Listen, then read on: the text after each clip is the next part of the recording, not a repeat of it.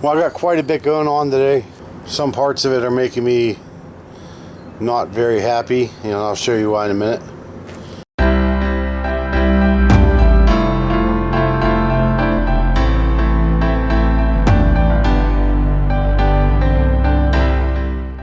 However, I did get quite a bit moved around in here so far. A lot easier to work now. I'm still going through all this stuff on the floor, but I can get around to everything, and I got all this stuff ready to ship. Been posting a lot more things. Cat went to the bathroom on a carpet. Great.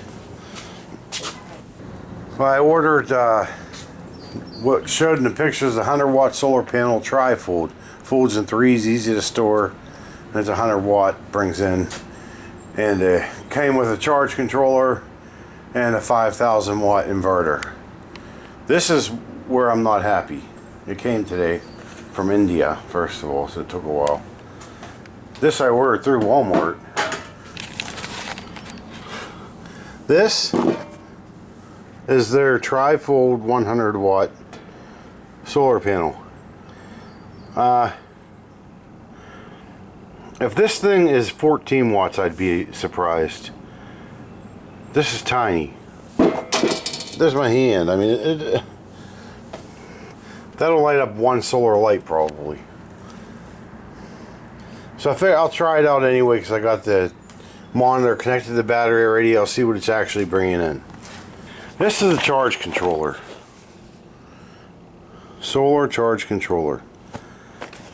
I'm brand new to solar, don't even know what the controller does yet. I have an idea. This is their so-called 5,000 watt inverter. You can see it in my hand.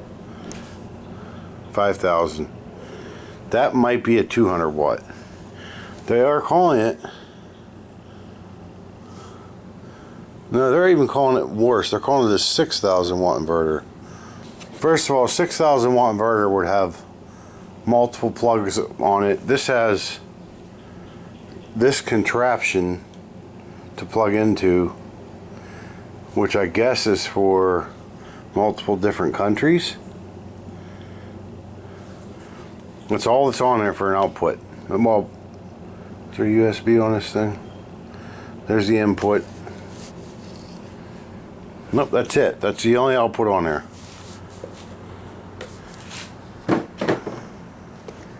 This one here is about the same size, but much better quality.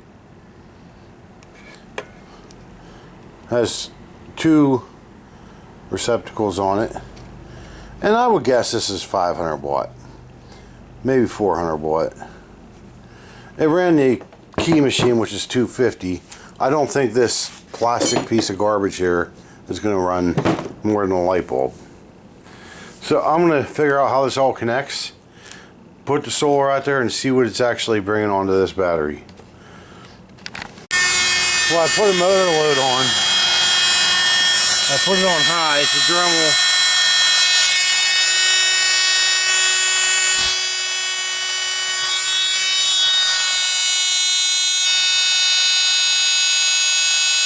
You see how we can read upside down here. 12.8 volts. 110.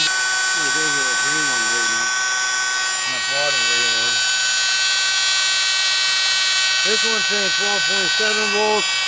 This one's saying 13.2 volts. 13.3 volts. 4.8, 4.7. Well, if nothing else, that does impress me. That cheap junk stuff right there, which was under $100 for everything, for the solar, the controller, and the 6,000 watt my butt inverter. It's all junk, but I can run a power tool off the power of the sun with it. So that is impressive. This is more for an experiment for me. I would never permanently hook anything at all like that up and risk fire. This would be something like if I were to set up a key machine somewhere, I can hook it up just like this and run my key machine all day long. So it's good for for that. It's free electricity from the sun. It kind of put me in a better mood. Even I would not charge that inverter. I would not trust that inverter for anything. But it is working, and I'd have to be right by it to monitor it. I have a really good inverter. I just have to get it out. It's inside. It's in my dinette. And I do need to put my winter stuff away because I think yesterday was the last cold day for probably till fall now.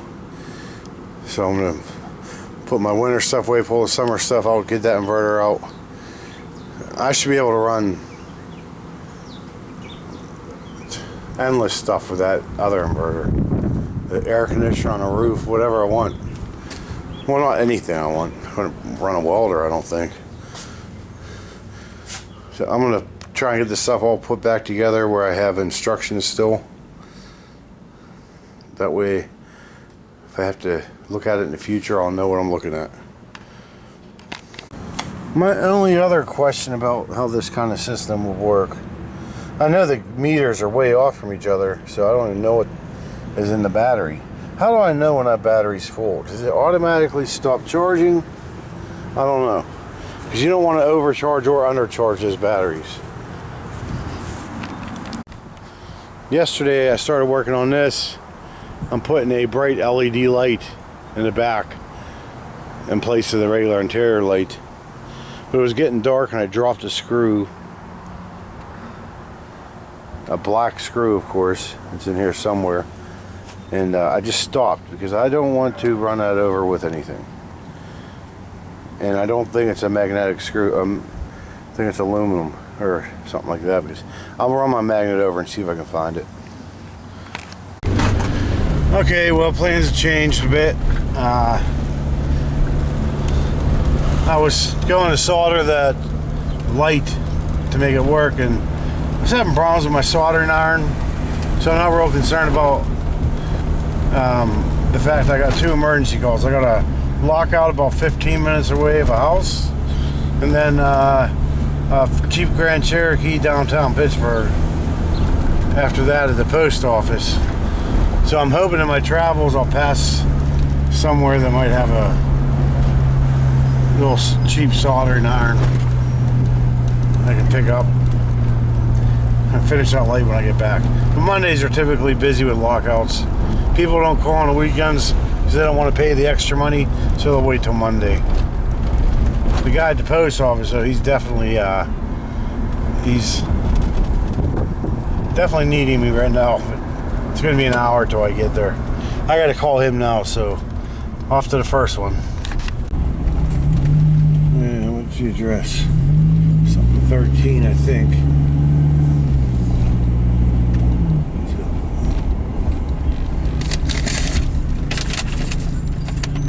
213 Key. 217. I think this is it right here. Parking in driveway, one.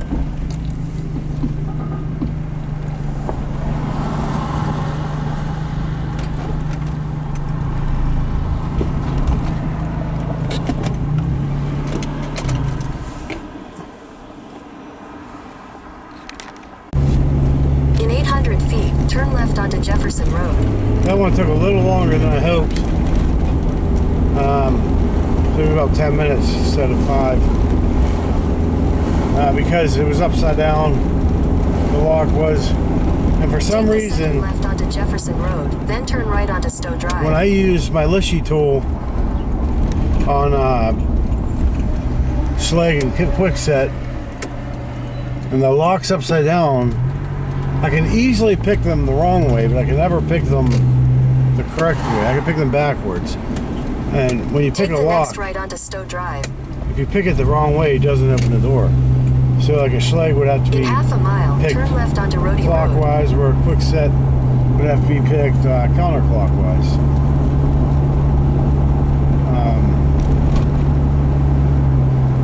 So I ended up using just a pick and or a rake and a tension wrench, and I got in there. It took 10 minutes. It's usually a 5-minute job. Now we're off to Pittsburgh to get in this Jeep. This probably won't be very easy to pull out onto this road. I have to turn left. And these people are turning right and they're having a hard time, so that's enough to tell me that it's not going to be easy. Through Rhode Road in Penn Hills. I gotta get down the Parkway so I can hit downtown or I can hit Pittsburgh. That was really too easy. Not sure why. Continue on Rhode Road for 3/4 of. Take the I-376 West Here we Drive. go to Pittsburgh this way. Lane to turn left onto South Braddock Avenue. Hello. I'm in like Edgewood, Swissville area right now. Headed that way. Yeah. I'm trying to find where I'm going here. It's right around here, but I can't see the GPS. 601. Alright, I gotta go. Your destination is on the right.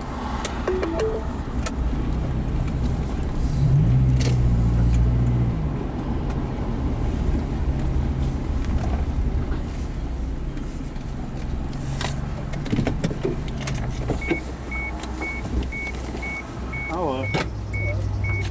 Yeah. Yeah, it's my little run around here.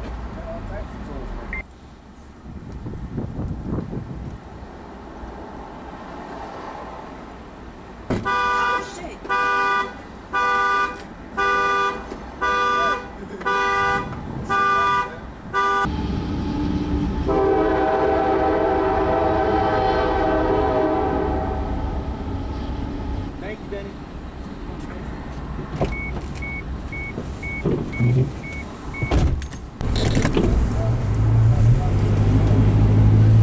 Wow, that guy called AAA. AAA showed up as soon as I opened the door. I hate when they do that because they don't want to pay. But I told him all he has to do is turn that receipt into AAA and they'll reimburse him. His fob was on his seat. They thought they had no fob.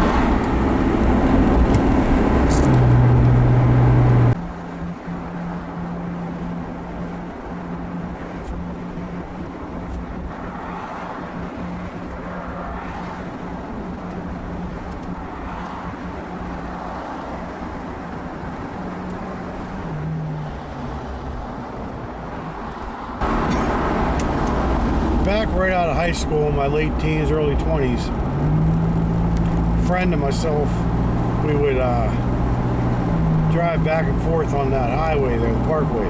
That's 376. Runs into Pittsburgh and out of Pittsburgh 2 different ways. And we would have 5 gallons of gas, car jack stands, and tools with us. We would just, stop and help people that are broke down, like out of gas or need a tire changed or whatever it is. And then we even had like jugs of water in case they were overheating. And besides working our regular jobs, it was just easy couple bucks. If somebody needed a flat tire changed, we would change it for them. And then they'd say how much, and they'd say, yeah, just whatever you want. I'm just out here helping and trying to make a couple bucks. And they'd usually throw a 20 or something. It takes 5 minutes to change the tire. That was decent money back in the 90s. And if they ran out of gas, back then gas was $1 something a gallon. It wasn't much. It cost like $5.50 to fill a 5-gallon can. And usually I'd dump the whole 5 in, charge them 10 for the gas, and they'd always throw you a 20 anyway. And then we knew exactly which exits to get off to replenish the water and the gas. And we would do it like, I think back then we both worked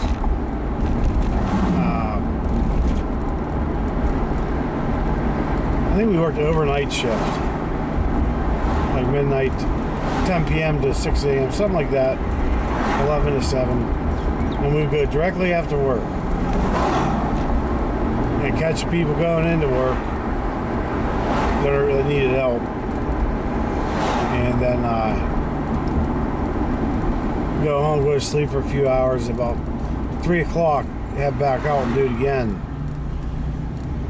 There was times we go a whole week with nothing, but it's just back and forth driving, and it was something to do. We listened to some music and laughed and talked. It was fun. So what reminds me of that is that one I was just on, he called AAA and me. So basically he was playing the whoever gets there first game, and if I would have shown up and he was done already in there, I wouldn't have gotten any money at all. I would have been pretty mad. So I pulled the card with, I'll give you a receipt. You turn the receipt into AAA and they'll reimburse you, which they will up to $100. I got that lock open right as AAA was pulling in. And we found the key fob and it had that battery, and I changed the battery off for free. Just charged it for the service call to open it.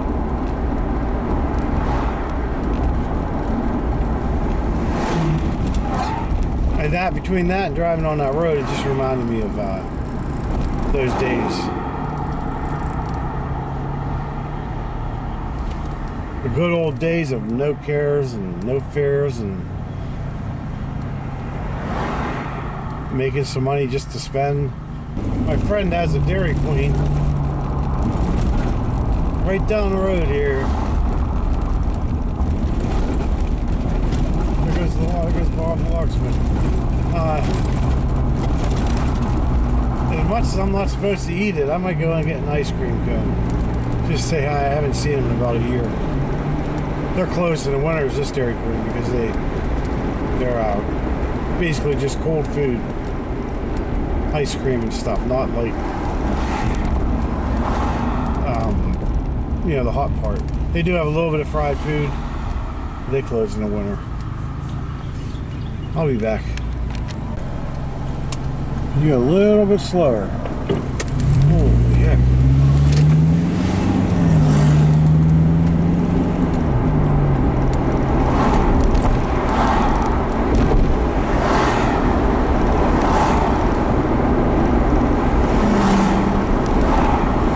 There's Dan's Dairy Queen. They don't even, oh, they're open. Holy heck, dude. Almost hit me. Yeah, I'm pulling in. I'll pay for this later. I'll pay for it now and later.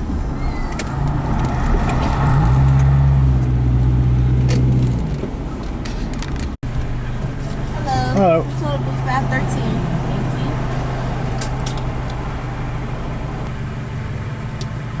you. Change will be 87.6. Thank you. And your order be out shortly. Thank you. Have a good day. Have a great one. I got the tiny one because it's a blizzard. And I'm not even supposed to have dairy.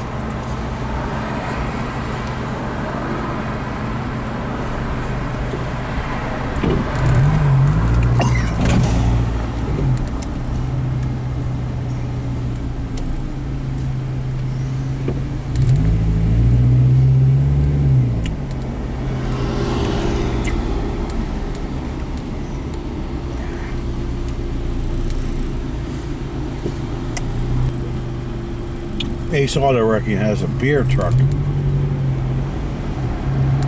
Huh. That's Paulson's old truck.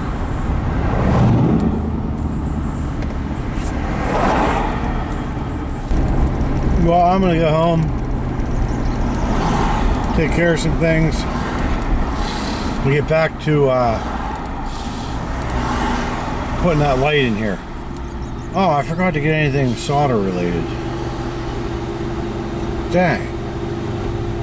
Alright, so what I did was, the lights that were in here, there was two dim yellow lights. They were like that one there, typical car lights, you know, interior lights. I now have this one in here, and it goes on and off with the door, and I can adjust it to the point where I'm working. Now I got a couple shipping labels to print, and I'm gonna call it a night. I got a couple hours of video I gotta take apart and make different videos out of. Might do that tonight. My back hurts. Just a long rush day. I did get the light working. I got that solar panel charged the battery. Sold some tools, got 2 lockouts, and now I'm gonna go ahead and do whatever shipping, whatever's paid for so far. And then that should be it for tonight. That's got to be 7 o'clock now anyway. So I'll catch you all later. See ya. I've been getting a lot accomplished here this week. You'll see it in other videos. I changed the oil on the tracker today, the air filter. You can tell the difference. I probably haven't changed it. Probably been a little too long. What else? Working on the inside, the RV. I got rid of that scooter. I got the new batteries put in. It's gone. Sold it today. A few more things people finally paid for on eBay. More marketplace stuff going. So I got that backlight back out of the tracker. And I got some solder. I want to try and fix that now, because it wasn't making a good connection. So I ran the RV and the generator today for an hour. Basically, just to get things moving in there. And I'm trying to get this gas out. The gas is almost a year old now. And then I can refill it. I know gas is expensive, but putting fresh gas in is a lot cheaper than changing water pumps and filters and tanks and whatever else goes bad. So I'm going to work on every day running this for an hour until I get it down. I don't want to get it too low or I won't make it to the gas station. This garbage they make for gas now, I mean, it's good for 6 months to a year max. Then it's starting to varnish already. And also I noticed, you'll see this probably on my thumbnail, is that the problem with the gas tank so far. When I was in the drive-thru, I took a picture. I was less than a ½ inch from the wall, that, not the vehicle, the gas can was. So that's going to be an issue. I'm going to have to pay attention to it, really. Just like driving the RV, and you got to pay attention. If you're pulling out of a parking spot and there's people on both sides of you, and you just try to turn right out of that parking spot, you got a tail swing. It's going to take that car next to you out. So just a lot of things you got to watch out for. You know, I have a backup camera connected already to watch the tracker while it's behind me. So I'm going to get the soldering here. Unfortunately, I used the best electrical tape, which is all I ever use. I'm having a hard time getting it back off of these connectors. So I'm going to work on that for a little while. I'll be back.